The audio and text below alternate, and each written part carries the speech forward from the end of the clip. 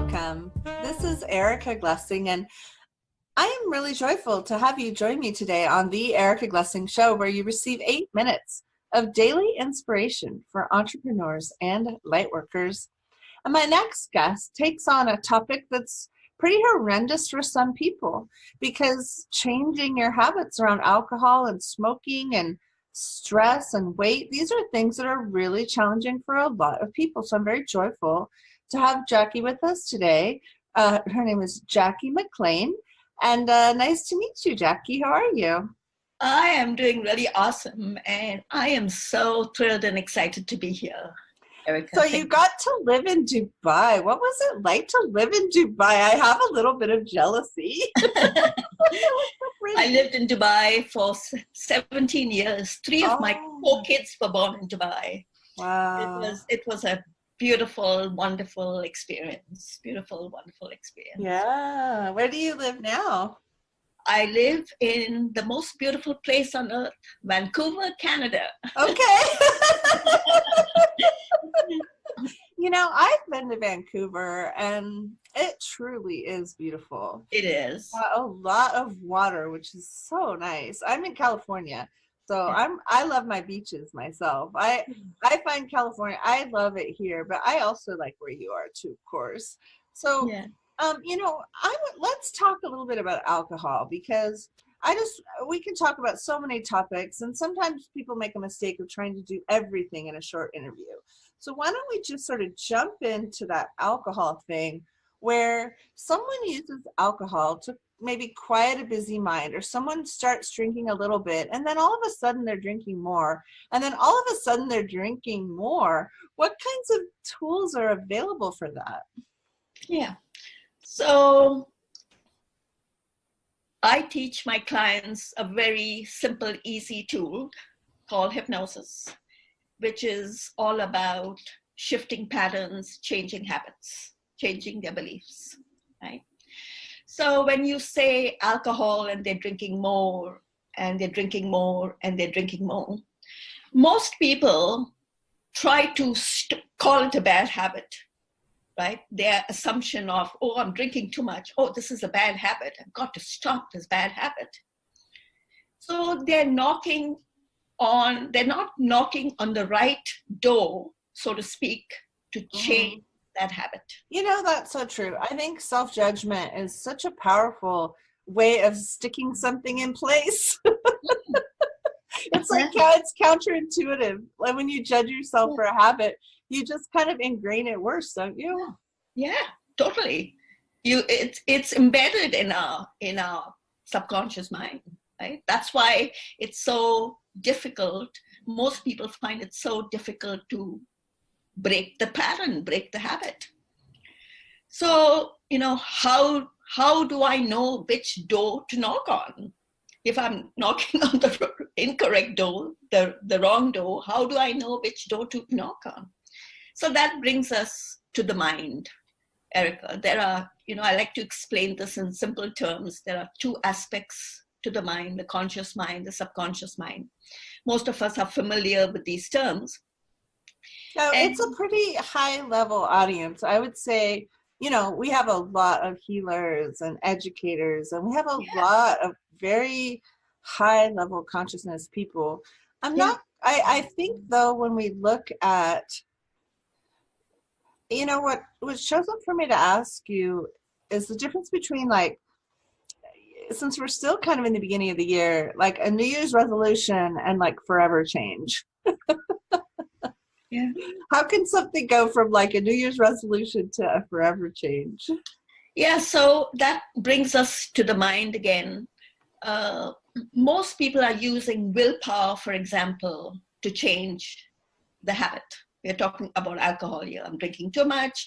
I want to change the habit. So what are they doing? They're using willpower.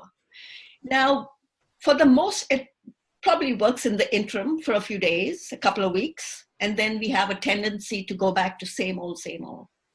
And the reason for that, Erica, in my experience, is they're using willpower, which is a function of the conscious mind, the analytical mind, to make that change. So what's the solution?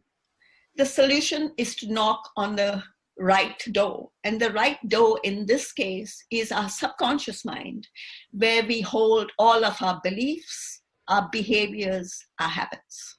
I want to back up a little bit. Like, what attracted you to this? Like, what got you into the transformation work? What attracted you to being like a transformation expert?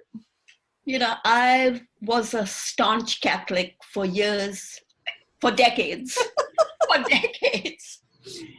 And when my husband left me about 16 years ago, I could not understand why. I was the perfect mother in my world. You know, I went to church and dragged my kids to Sunday Mass and did everything. You did all the right things. I did all the right things. Yeah. And yet he left. Yeah. Couldn't understand why. So I was looking for help. I was looking for support. Mm-hmm. And that's when I found hypnosis. I didn't know much about it, but I knew it had to do with the mind and a mindset shift. Nice. I couldn't find a hypnotherapist at the time. This is, 16 years ago. So I did the training myself. Interesting. And at the end of the training, people would come and they would quit smoking in a single session and come for a couple of sessions and get their dream job. And I could not understand what I was doing or saying because my self-esteem at that time, Erica, was so low. Isn't that crazy? I know. It's crazy. Divorce really messes with our self-esteem. Or, like you said, just someone leaving you. I didn't have it that way, but even though I left him, it was really a self-esteem thing in my community. It was really challenging to be a single mom. Yeah. And now, of course, looking back, I'm just so thankful that I am. But it's very curious how that experience of going through, because, in society, I had just always been like Mrs., for so many years. And then I took my name back. That helped a lot. So you kind of turned to it for self-help. It sounds like you turned to to begin with. You became a healer so you can heal you, which is a great motivation. I love it. That's perfect. Yeah. And now I get to see miracles every single day because, again, you're going to the right source to make the change, right? Yeah. What if someone's sort of resistant to hypnosis? What kinds of things do you work with them on that? If someone there's people for whom it's pretty challenging to go into a hypnotic state. Yeah. Do you work with people who have like some resistance to it? Everybody who comes and sees me has resistance. Unless they've had experience with hypnosis before. Yeah. Resistance means we are resistant to change. Right? There's a part of us. Oh my goodness. Right. Homeostasis. Right. We're always going to err on homeostasis. We're always going to err on keeping the same body weight or keeping the same smoking habits, or we're going to go back to homeostasis. And that, unless we change, we'll stay the same. It's just really, it's just math, isn't it?